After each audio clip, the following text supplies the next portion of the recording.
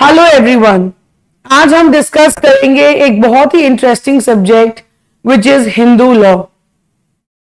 Hindu law, as you all know, is applicable only on Hindus.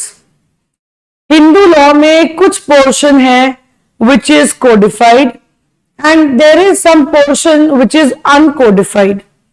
तो यहां मैं mention करूंगी कि कौन सा पोर्शन कोडिफाइड है और कौन सा पोर्शन अनकोडिफाइड है।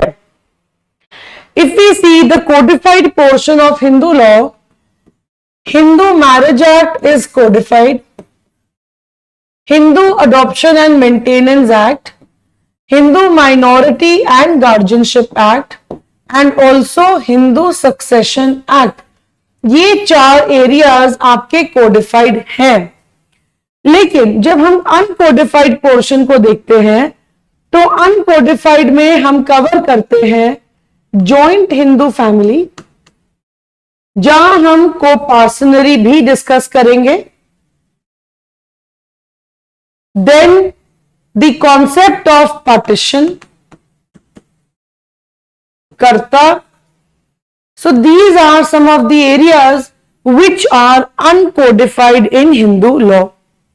सबसे पहले हिंदू लॉ को समझने के लिए हमें समझना है हु इज अ हिंदू, क्योंकि मैंने अभी आपको कहा कि ये एक्ट अप्लाई होता है हिंदूज पर। चलिए, इस पे जाने से पहले मैं आपको एक सिंपल टैबुलर फॉर्म में पहले ये क्लियर कर दूं कि जब हम बात करते हैं हिंदू लॉ की, मुस्लिम लॉ की, तो आपको पता है कि ये सिविल लॉ की पर्सनल लॉ ब्रांच में फॉल करते हैं। इसका मतलब कि हिंदू लॉ भी आपका पर्सनल लॉ है और मुस्लिम लॉ भी आपका पर्सनल लॉ है। तो when we talk about, let's suppose, marriage, तो मैरिज के लिए हिंदू लॉ में, मुस्लिम लॉ में क्या लिखा है वो हम डिस्कस करेंगे। And also we will take into consideration the secular law for marriage. तो मैरिज मैंने आपको यहां कहा, यहां मैं मेंशन कर रही हूं Hindu law and also Muslim law. So marriage has been dealt under Hindu marriage act. Muslims में मैरिज को गवर्न करते हैं उनके मुस्लिम पर्सनल रूल्स, कोई कोडिफाइड लॉ नहीं है। And the secular law for marriage is special marriage act. तो आप याद रखेंगे कि स्पेशल मैरिज एक्ट में कोई भी मैरिज कर सकता है। Even if 2 Hindus wish to marry under special marriage act, it is very much possible. और आपको ये section 29 clause 4 of Hindu marriage act में देखने को मिलेगा। अगर आपका क्वेश्चन है कि क्या 2 मुस्लिम स्पेशल मैरिज एक्ट में शादी कर सकते हैं, तो जवाब है हाँ, क्योंकि स्पेशल मैरिज एक्ट में लिखा है एनी 2 पर्सन्स कैन मैरी। तो यहां पे रिलीजन से कोई मतलब नहीं है, कोई भी 2 लोग आकर स्पेशल मैरिज एक्ट में शादी कर सकते हैं। Now when we talk about another concept, that is adoption. तो adoption का जो concept है वो हिंदूज में recognized है and it is a codified law and that is Hindu Adoption and Maintenance Act. यहां पर बताया गया है कि कौन अडॉप्ट कर सकता है, कौन किसको अडॉप्ट कर सकता है, या किस फैमिली से अडॉप्शन की जा सकती है, कौन अडॉप्शन में दे सकता है। तो ये सारे एस्पेक्ट्स HMA में, हामा में डेल्ट हैं। मुस्लिम लॉ में याद रखिएगा अडॉप्शन का कॉन्सेप्ट रिकॉग्नाइज्ड नहीं है और यहां पर हम कॉन्सेप्ट पढ़ते हैं एक्नॉलेजमेंट का। एक्नॉलेजमेंट में क्या होता है? एक्नॉलेजमेंट में एक मेल जो फादर है वो एक्नॉलेज करता है that the child is his. और सेक्युलर लॉ की बात करें विद रिस्पेक्ट टू अडॉप्शन, तो याद रखिए it is juvenile justice act which deals with the concept of adoption which is secular in nature. यानी कि JJ एक्ट में एक हिंदू भी अडॉप्ट कर सकता है और एक मुस्लिम भी अडॉप्ट कर सकता है। जैसे आपको मालूम होगा हिंदू लॉ में it is clearly mentioned that a Hindu if wishes to adopt a daughter, तो वो एक ही डॉटर अडॉप्ट कर सकता है। अगर वो सेकंड चाइल्ड अडॉप्ट करना चाहेगा तो वो सेम सेक्स के नहीं हो सकते, लेकिन अगर वो एक डॉटर और अडॉप्ट करना चाहे then it is possible under JJ act. Then talking about the concept of maintenance, maintenance में आप याद रखिए हिंदू मैरिज एक्ट में भी मेंटेनेंस का कॉन्सेप्ट है। 24 में बात करता है maintenance pendant light and expenses of the proceedings की, और 25 में बात करता है परमानेंट मेंटेनेंस और एलिमनी की। फिर मेंटेनेंस का जो कॉन्सेप्ट है वो हामा में भी डेल्ट है, Hindu adoption and maintenance act. यहां पे हम 3 सेक्शंस पढ़ते हैं 18, 19 एंड 20। 18 में मेंटेनेंस है टू द वाइफ, 19 में मेंटेनेंस है to the widow daughter in law, और 20 में मेंटेनेंस है to the aged parents and the children. तो ये तो हो गया आपका हिंदू लॉ का कॉन्सेप्ट। अगर हम मुस्लिम लॉ में जाएं तो मुस्लिम लॉ में आपका जो मेंटेनेंस का कॉन्सेप्ट है वो पर्सनल लॉ में ही डेल्ट है, यानी कि पर्सनल रूल्स बने हुए हैं कि मेंटेन करना होगा एक हस्बैंड को अपनी वाइफ को during the continuance of marriage. Personal law ये कहता है इनका कि अगर मैरिज डिसॉल्व हो जाती है तो वाइफ को मेंटेनेंस मिलती है सिर्फ इद्दत तक, बट व्हाट आफ्टर इद्दत, तो अब यहां पर एक कोडिफाइड लॉ आ गया है which is Muslim women protection of rights on divorce act 1986 which talks about maintenance to a Muslim wife, जहां हम सेक्शन 3, 4 एंड 5 पढ़ते हैं। लेकिन पर्सनल लॉ के साथ एक सेक्युलर लॉ है section 125 to 128 of CRPC which deals with the aspect of the concept of maintenance irrespective of the religion you belong to। ठीक है, ये याद रखिएगा। तो मेंटेनेंस का आपको समझ में आ गया। फिर यहां पर नेक्स्ट कॉन्सेप्ट आता है गार्जियनशिप का।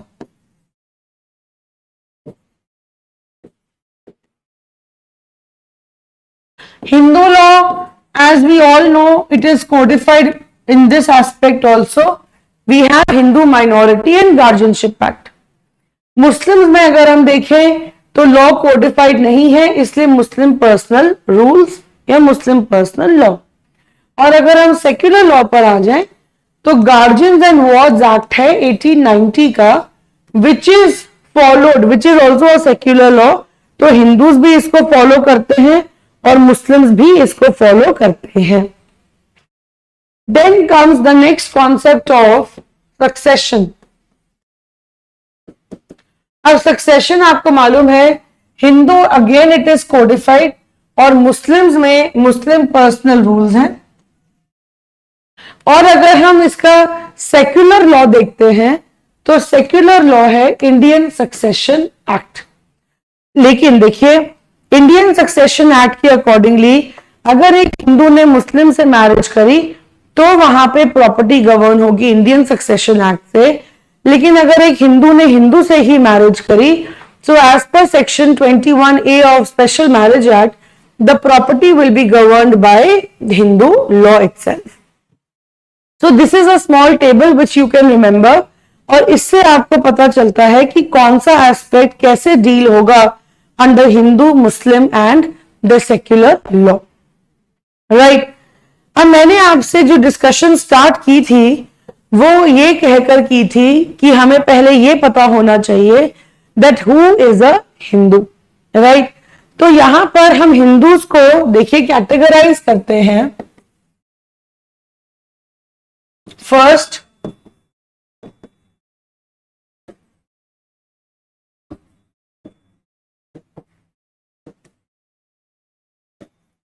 सेकंड,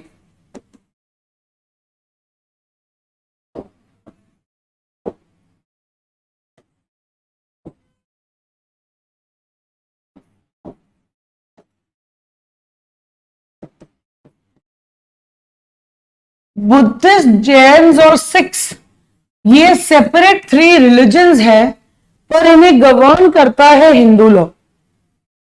थर्ड,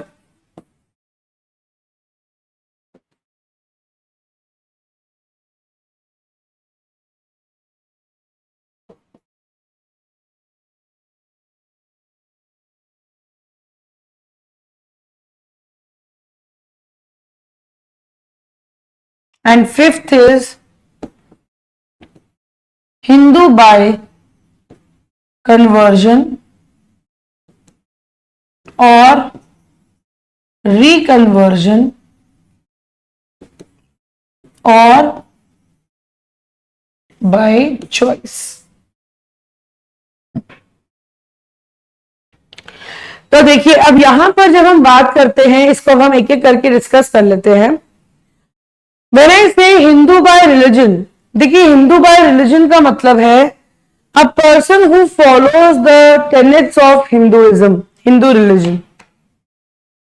आपने ये चीज सुनी होगी, it was expressly laid down in a case law also, Chandrasekhar versus Kulandaivelu, कि अगर एक हिंदू टेनेट्स को फॉलो नहीं भी करता या हिंदू वे ऑफ लाइफ नहीं भी लीड करता, then also that person is regarded as a Hindu. इसका मतलब कि हिंदू आप हैं, उसके लिए आप रिलीजन से हिंदू होने चाहिए, यानी कि आप हिंदुइज्म में, हिंदू धर्म में आपका फेथ होना चाहिए। लेकिन उस फेथ को एक्सरसाइज करने के लिए आपको कोई प्रैक्टिस करनी मैंडेटरी नहीं है, पहली चीज। फिर हमने पढ़ा हिंदू बाय लॉ। देखिए आपको मालूम है कि हमारे अगर हम देखें वर्ल्ड में there are primarily 8 main religions, Hindu, Jain, Buddhist, Sikh, Muslim, Christian, Parsi, Jew. तो जो हिंदूज हैं उन पर तो हिंदू लॉ गवर्न होता ही है, लेकिन जो लोग बुद्धिस्ट हैं, जैन हैं, सिख हैं, बाय रिलीजन, उन पर भी हिंदू लॉ ही एप्लीकेबल होगा। इसीलिए हम उनको कहते हैं Hindus by law. Third is Hindu by presumption. देखिए हिंदू लॉ अप्लाई करता है to the whole of India, और आपको मालूम है कि जेएनके रीऑर्गेनाइजेशन एक्ट 2019 आने के बाद Jammu and Kashmir 2 union territories में डिवाइड हुआ, UT of JNK and UT of Ladakh. Even that is included in India now. तो अब पूरी इंडिया पर यह एप्लीकेबल है। तो कहने का मतलब यह है कि जिन टेरिटरीज में हिंदू लॉ अप्लाई होता है, अगर आपको वहां कोई ऐसा इंसान मिला जिसे नहीं मालूम कि वो कौन से धर्म को बिलोंग करता है, और उसे नहीं मालूम कि वो हिंदू है या नहीं, but if he is not a Muslim, Christian, Parsi और Jew, then he will be presumed to be a Hindu. और क्योंकि ये प्रिजम्पशन है ऑफ फैक्ट, तो याद रखेंगे that this is a rebuttable presumption, right. Then the next is Hindu by birth. देखिए जहां पर दोनों पेरेंट्स हिंदू हैं, सबसे इंपॉर्टेंट बात यहां पर आती है कि हमें पेरेंट्स का रिलीजन देखना है at the time of birth. शादी के टाइम पर, बच्चा जब कंसीव हुआ तब, या बच्चा पैदा होने के बाद आपका क्या रिलीजन है पेरेंट्स का, दैट इज इममटीरियल। अगर दोनों पेरेंट्स का रिलीजन हिंदू है at the time of birth of the child, automatically the religion of the child will B Hindu, ठीक है। लेकिन अगर एक पेरेंट हिंदू है और दूसरा पेरेंट नॉन हिंदू है, तो वहां पे क्वेश्चन अराइज होता है that how are we going to determine the religion of the child. The religion of the child will be determined by the way he has been brought up. तो उसकी जो upbringing है वो decide करेगी whether he is a Hindu और not. Then Hindu by conversion, Hindu by रिकन्वर्जन।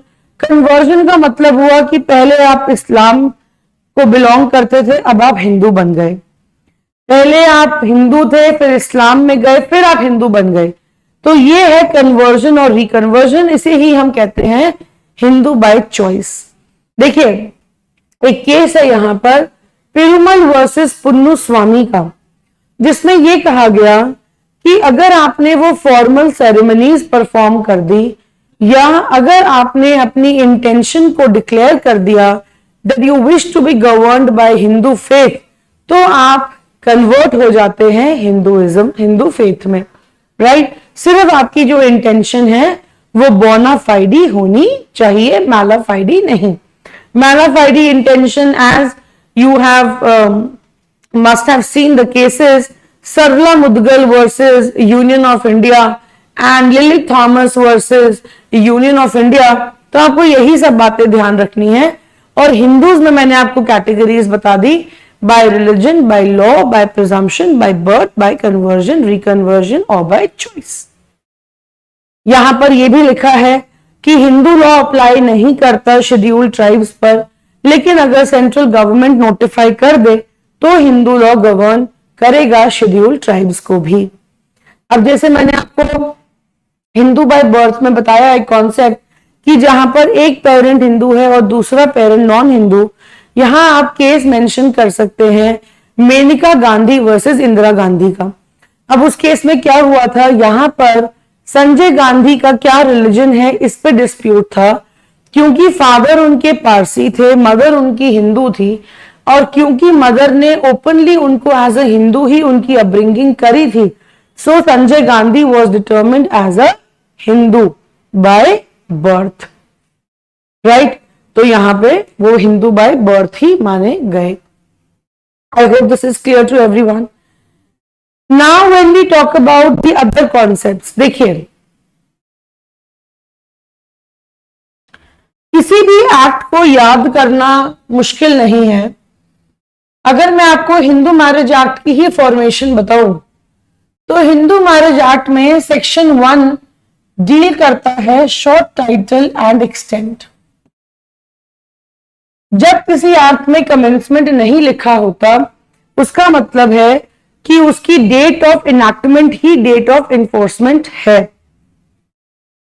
Section 2, as I have told you, deals with the application of the act, और application of the act अभी हमने डिस्कस करा कि हिंदूज पर अप्लाई करता है और हिंदूज किन कैटेगरीज में है, मैंने आपको ये बता दिया। Section 3, if you see, deals with the definition clauses. Section 4 deals with the overriding effect of the act.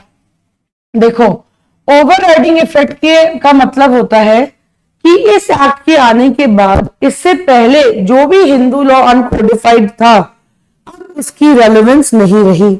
जितने भी रूल्स हैं, टेक्स्ट हैं, इंटरप्रिटेशंस हैं, उनकी जो रेलेवेंस है वो खत्म हो जाती है after coming into force of Hindu marriage act, right.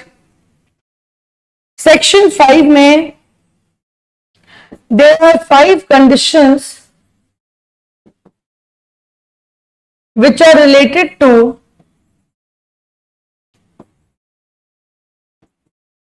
valid marriage. तो देखिए याद करना कितना आसान है कि यहां पर 5 कंडीशंस हैं सेक्शन 5 में in relation to valid marriage. अब सेक्शन 5 के बाद सेक्शन 6 आप याद रखना कि ये रिपील कर दिया गया था। सेक्शन 7 में 7 यानी कि सप्तपदी, और सप्तपदी क्या है, एक सेरेमनी है जब आपको कोई मैरिज सोलोमनाइज करनी है, सेरेमनीज। तो सेक्शन 7 में डेल्ट है सेरेमनीज। मैरिज के बाद रजिस्ट्रेशन करानी है, इसीलिए सेक्शन 8 में रजिस्ट्रेशन मेंशन्ड है। सेक्शन 9 में husband and wife start having some matrimonial disputes, तो आरसीआर का जो कॉन्सेप्ट है वो सेक्शन 9 में डेल्ट है। और सेक्शन 10 में आपका कॉन्सेप्ट है जुडिशियल सेपरेशन का। So I hope by today's class you have understood who is a Hindu and you have seen how you can easily remember the 10 sections. Section 1 I have told you कि हमेशा एक act अपने बारे में पहले आपको introduce करता है by telling the short title and extent. Section 2 में बताया गया है कि ये एक्ट किस पे अप्लाई करता है. मैंने क्लास के बिगिनिंग में ही आपको बताया कि सेक्शन 2 सिर्फ इसी एक्ट का नहीं, HMA का, हामा का और हिंदू सक्सेशन एक्ट, इन तीनों में ही ये सेक्शन 2 जो है वो बात करता है एप्लीकेशन ऑफ द एक्ट की. और सेक्शन 3 में Hindu minority and guardianship act same बात करता है. So I am just giving you some tips and tricks how to remember the sections of acts. Section 3 में डेफिनेशंस हैं, क्योंकि आप देखते हैं द जनरल पैटर्न इज कि सेक्शन 2 में ही डेफिनेशंस होती हैं, पर जब सेक्शन 2 में डेफिनेशंस नहीं है तो सेक्शन 3 में है. सेक्शन 4 में आप देखिए, सेक्शन 4 की जो स्टार्टिंग है वो कैसे है, save as expressly hereinafter provided. इसका मतलब है कि सेविंग क्लॉज भी बनाया गया है. आपको पता होगा कि हिंदू मैरिज एक्ट आने से पहले द कस्टम्स प्रिवेल्ड, है ना, और हिंदू मैरिज एक्ट आने के बाद कस्टम्स की रेलेवेंस नहीं रहती except in the cases where it is expressly saved, protected. Section 5 में 5 कंडीशंस हैं वैलिड मैरिज की. सेक्शन 6 रिपील हुआ है. 7 को कैसे याद रखना है आपको मैंने बताया. सेक्शन 8 में मैरिज के बाद रजिस्ट्रेशन करानी है. सेक्शन 9 मैरिज होते ही सम डिस्प्यूट स्टार्ट, तो यहां पे RCR. और सेक्शन 10 के बाद जुडिशियल सेपरेशन, मतलब अगर आप साथ में नहीं रहना चाहते so you can approach the court of law and get yourself judicially separated. तो आज आप इतना लर्न करिए, इतना समझिए. बाकी की जो टॉपिक्स हैं, कॉन्सेप्ट्स हैं, वो मैं एक नेक्स्ट क्लास में आपके लिए लेकर आऊंगी. Thank you so much.